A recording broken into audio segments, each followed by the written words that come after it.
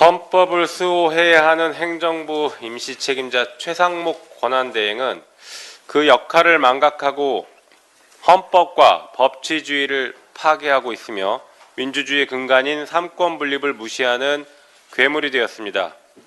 2024년 대한민국의 민주주의 지수는 12.3 내란 사태가 일어나고 극우 세력의 폭동으로 인해 완전한 민주주의에서 결함 있는 민주주의로 하락했습니다.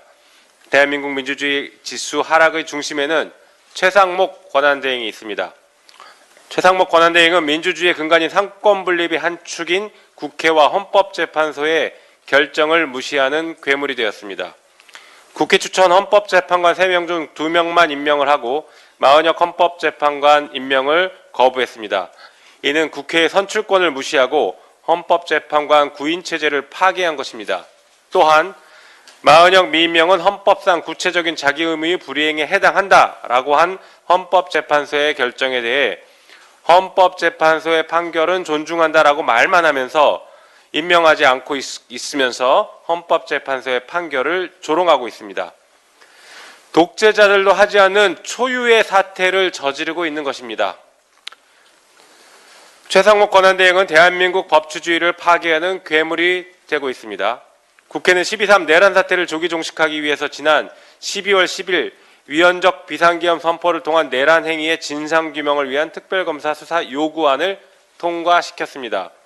상설특검은 검찰총장 출신인 내란 우두머리 윤석열과 함께했던 검사들이 요직을 차지하고 있는 검찰이 아니라 정치적 중립성과 독립성을 갖춘 특별검사를 통해 공정한 수사를 진행하기 위해서 꼭 필요한 조치였습니다.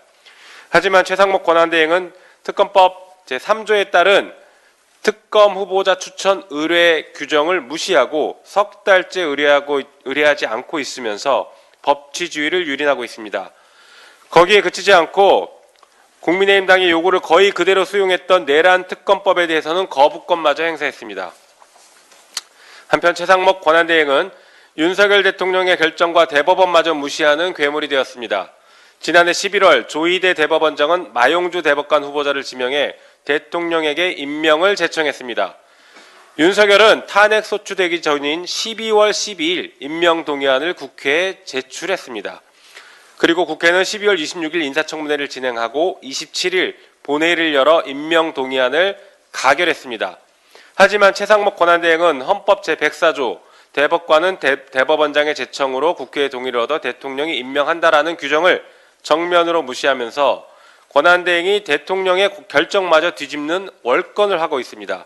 그리고 대법원의 제청권과 국회의 동의권을 무참히 짓밟고 있습니다. 임시로 행정부를 이끄는 최상목 권한대행은 민주주의 파괴와 헌법과 법치주의를 유린하는 행위를 당장 멈춰야 할 것입니다.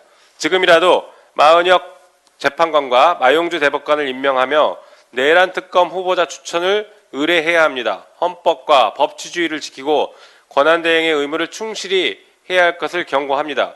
그렇지 않을 경우에는 내란 세력의 맨 앞에서 가장 강도 높은 심판을 받게 될 것이라고 강력히 경고합니다. 내란 수계 윤석열의 구속 취소와 반성 없는 복귀로 국민의 불안감이 커지고 있습니다. 이 불안정성을 해결할 유일한 기관은 이제 헌법재판소뿐입니다. 국민과 헌정 질서를 수호하기 위해서 신속하게 파면 결정을 하기 바랍니다. 이상입니다.